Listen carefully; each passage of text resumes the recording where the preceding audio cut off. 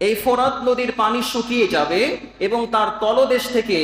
স্বর্ণের পাহাড় বের হবে, এবং সেই স্বর্ণ আনতে গিয়ে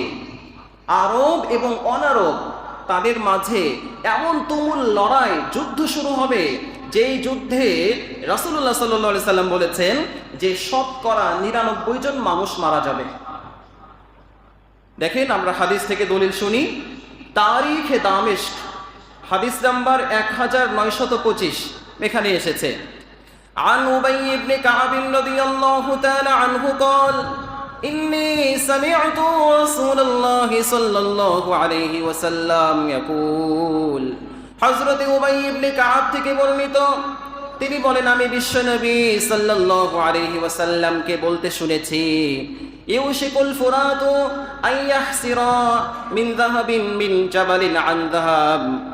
অচিরেই